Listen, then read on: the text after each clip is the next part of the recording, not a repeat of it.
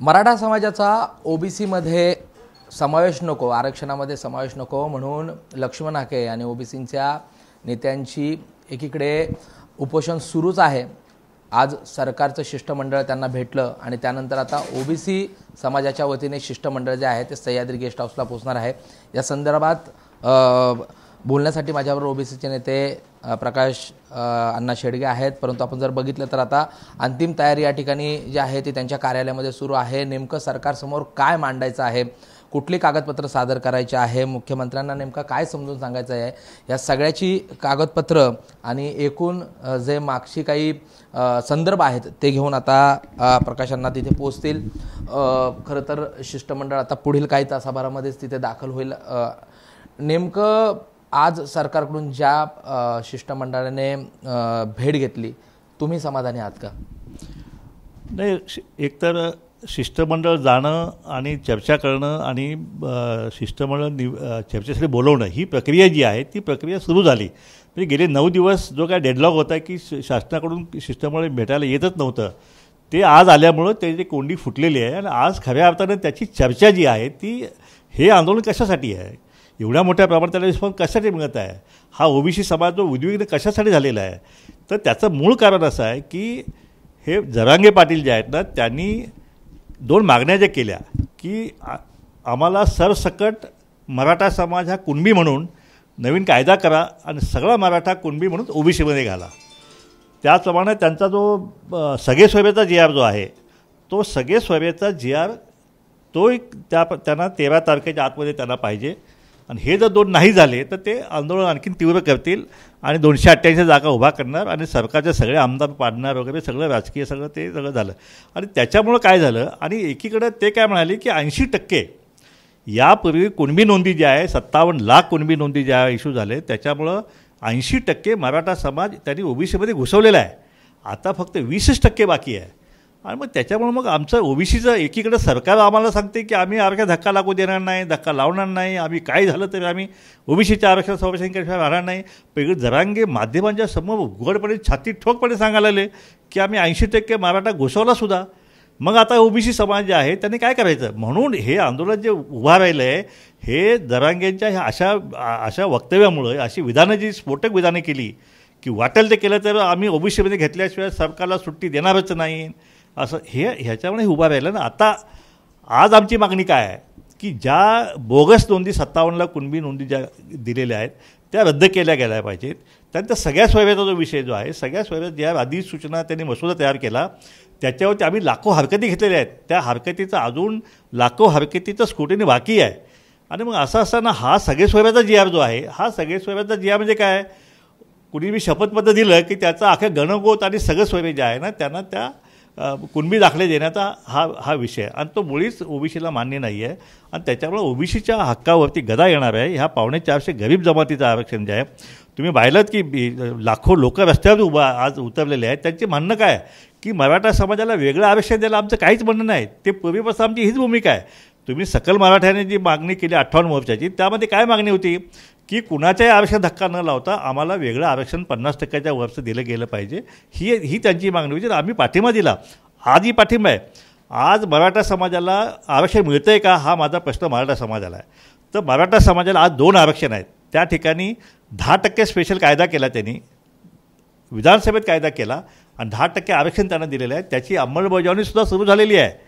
त्याच्या नोकऱ्या शिक्षणामध्ये हे सुरू झालेलं आहे आता प्रवेश सगळे, मग हे सुरू आहे। दुसरीकडे EWचं आरक्षण आहे तेही त्यांचं सुरू आहे, त्या 10%मधलं 8.5% ऑलरेडी घेतलेलं आहे। मग आणखीन किती आरक्षण पाहिजेत, मग ह्या गरीब समाजाच्या आरक्षणावरच तुमचा हल्लाबोल कशासाठी आहे। हा दिवसा ढवळ्या दरोडा तुम्ही टाकता ह्या गरीब समाजा ह्याच्यावरती। एक डोंबाऱ्याची पोर जे अजून त्यांचं पोट भरण्यासाठी त्या धुळीतलं नाचावं लागतं, घिसाड्याचे पोर अजूनसुद्धा त्या आईच्या दुधासाठी अजून मोहताज आहे, त्याला ते संघर्ष करावा लागत आहे। पालामध्ये डोंगर राहणं ही मुलं आहेत, यांच्या भविष्यासाठी हे आरक्षण आहे आणि कायद्यानं घटनेनं आरक्षण दिलेलं आहे ना। असं कसं तुम्ही शपथपत्र दिलं की मागासवर्गीय झाला, असं नाही आहे ना। मराठा समाज हा मागासलेला मुळीच नाही आहे। सगळ्या आयोगाने सिद्ध केलेलं आहे की मराठा समाज हा क्षत्रिय समाज आहे, हा ओपन समाज आहे। आणि मग हा मागासला कसा, आम्ही जरांगेंच्या म्हणण्याशी सहमत आहे की काही मराठा समाज आहे गरिबी आलेली आहे, पण ही गरिबी जी आलेली आहे ती ओबीसी म्हणून आलेली नाही ना, त्यांची गरिबी हटवायसाठी ओबीसीचं आरक्षण हिसकावून घेणं हा काय सामाजिक न्यायाचा विषय नाही ना. त्यामुळे तुमची गरिबी हटवायची असेल तर सरकारकडे आपल्याला सरकार दबाव आणला गेला पाहिजे. त्याच्या योजना ज्या फेल गेलेल्या योजना आहेत त्या योजना राबवून त्यांची गरिबी कशी दूर होईल हा कार्यक्रम मराठा समाजाने घेतला पाहिजे हातामध्ये. ते राहिलं बाजूला, आमची गरिबी आहे मग आता आम्ही तुमचंच आरक्षण हिसकावून घेणार, मग आता ओबीसी कसा शांत बसेल. म्हणून ओबीसी आता याच्यावरती आहे की आम्ही आमच्या आरक्षणाचं, आमच्या मुलाबाळांचं आरक्षण जे आहे, आमच्या ताटातली भाकरी आम्ही कुणाला घेऊ देणार नाही. तुम्ही आमचे भाऊ आहेत, मोठे भाऊ आहेत, तुमचे सत्ताधारी आहेत, तुमचे आमदार आहेत, खासदार आहेत, मंत्री आहेत, सगळं आहे तुमचं. पण तुम्ही घ्या ना, तुम्ही वेगळं करा ना. 50% वरचं घ्या, तुम्ही घटना दुरुस्ती करा. EWC आरक्षण घटना दुरुस्ती 3 दिवसात केली आहे त्याने, 3ऱ्या दिवशी घटना झाली. मग मराठ्यासाठी का करू शकत नाही? करू शकतात, मग करा ना, घ्या तुम्ही. पण तसं नाही, आम्हाला ओबीसीतलंच पाहिजे, नाही तर या सरकारला सुट्टीचं नाही. मग आम्ही याचे आमच्या एवढे आमदार पाडल्याशिवाय राहणार नाही, नाव घेऊन आम्ही पाडू. अरे काय चाललं या महाराष्ट्रात? या शिवरायांच्या महाराष्ट्रामध्ये सर्वांना समान जगण्याचा समान अधिकार आहे. तुम्ही आमच्या घरावरचे हल्ले केले, आमच्या दुकाने फोडली. या नाभिक समाजाची गावागावामध्ये त्यांनी मतदान केलं नाही म्हणून त्याला घरात घुसून बायका मुलांना मारलं. कशासाठी? आणि म्हणून हे आतापर्यंत जो महाराष्ट्रामध्ये जो जातीय सलोखा जो हे केला होता तो कुठेतरी त्याला छेद दिलेला. आता मराठा आणि ओबीसी एकमेकाविरुद्ध या महाराष्ट्र गावागावामध्ये मराठा आणि ओबीसी एकमेकाविरुद्ध विरोधक म्हणून बघायला लागलेले आहेत. कोण कोणाच्या दुकानात जायनं झाले, कोण लग्नाला जायनं झालेत. हे जे आहे हे आपल्याला कुठं थांबवलं गेलं पाहिजे. म्हणून यासाठी महाराष्ट्र सरकारची भूमिका अतिशय महत्त्वाची आहे. सरकारनं ह्याविषयी ठोस भूमिका जर घेतली किंवा मराठा समाजाचं आरक्षण वेगळं आहे, त्यांना आम्ही 50% वचा दिलेला आहे आणि आम्ही ओबीसीच्या आरक्षणाला आम्ही धक्का लावणार नाही. मग ते कुणबी नोंदी असो किंवा निजाम असो किंवा ते टिपू सुलतानचा असो किंवा अकबराचे असो, हे असलं काय विषय ऐतिहासिक पुरावे आणून काय ते तुम्ही हे करायला लागला, असं होत नाही ना. स्वतंत्र भारतामध्ये घटना निर्माण झाली, त्या ठिकाणी संविधान आलं, त्यात बॅकवर्ड कमिशन तुम्ही नेमले गेले, अनेक कमिशन नेमले गेले, त्याच्यामध्ये सर्वेक्षण झालेलं आहे. त्यामध्ये SCची लिस्ट फायनल झाली, STची लिस्ट फायनल झालेली आहे, ओबीसीची लिस्ट फायनल झालेली आहे. मग आता अचानक हे मध्ये कसं काय? त्यामुळे आमचा ह्याला टोटल विरोध आहे. सरकारनं यातून मार्ग काढणे सरकारचं काम आहे. आणि जर सरकारनं मार्ग नाही काढला तर या महाराष्ट्रामध्ये हा महाराष्ट्र उभा ओबीसी आणि मराठा याच्यामध्ये दुभंगणार आहे आणि त्याचे पडसाद जे आहे गावागावामध्ये उठतील आणि फार मोठा एक सामाजिक असंतोष जो आहे तो महाराष्ट्रामध्ये निर्माण होईल, जो आम्हाला नको आहे. आम्ही ते करू इच्छित नाही आहे. तुम्ही सत्ताधीश आहात, आम्ही तुम्हाला मतदान दिलेलं आहे, निवडून दिलेलं आहे, पण निवडून दिलेल्या आमदार जर मंत्र्याला टाळ लावणार असतील की नाही मराठ्यांना ओबीसीतलंच आरक्षण दिलं पाहिजे, मग त्या मराठ्यांना आता कसं काय आम्ही निवडून द्यायचं? म्हणून जरांगे जे म्हणतात आम्ही 288 आमदार आम्ही उभा करू, मग त्याला आम्ही ओबीसीसुद्धा जे आहे आम्ही ओबीसी स्वतंत्र पार्टीच काढल्या, ओबीसी बहुजन पार्टी, मग आम्ही पण 288 उभा करू शकतो ना. ते उभा करू शकतो आम्ही, कारण घटनेमध्ये कोणा सगळ्यांना अधिकार आहे. मग जर मराठा विरुद्ध ओबीसी असा जर रणसंग्राम जर विधानसभेत झाला तर मग आमचं संख्याकडे आमच्या बाजून आहे ना. 60% ओबीसी आहे आणि मग 60% ओबीसी मराठा 10-12% फक्त आहेत. मग त्यांचे कसे निवडून येऊ शकतील? आणि म्हणून ही लढाई जी राजकीय लढाई जी आहे ती समजा आम्हाला लढायची पाळी आली तर तीसुद्धा आम्ही लढू. न्यायालयीन लढाईसुद्धा आम्ही चालू केलेली आहे, रस्त्यावरची लढाई आम्ही चालू केलेली आहे आणि या ठिकाणी राजकीय लढाई जी आहे तीसुद्धा आम्ही सुरू करू. पण कुठल्याही परिस्थितीत आमच्या ह्या ओबीसीचं आरक्षणाला जे आहे कणभरसुद्धा धक्का जो आहे ते आम्ही लागू देणार नाही. या ठिकाणी उपोषण करते हाके पाटील आमचे हाके आहेत, ते त्यानंतर मंगेश ससाणे असतील, आमचे बरेच ठिकाणी आता आमचे आंदोलन सुरू आहे, उपोषण सुरू आहेत.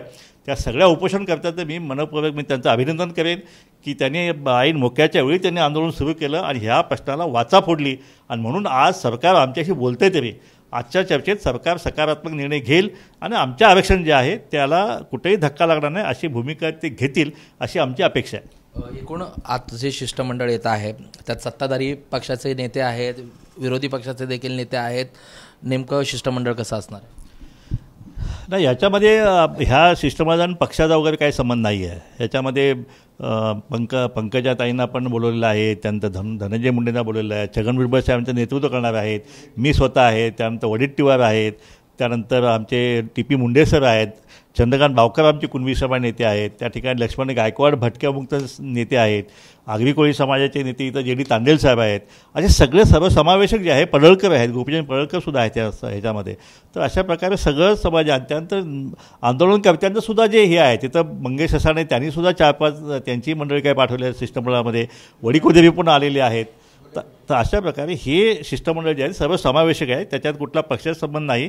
हा एक सामाजिक न्याय जो आहे तो देण्यासाठीचा आजचा विषय आहे आणि आम्हाला पूर्ण अपेक्षा आहे की हे सरकार जे आहे ते आम्हाला न्याय देईल.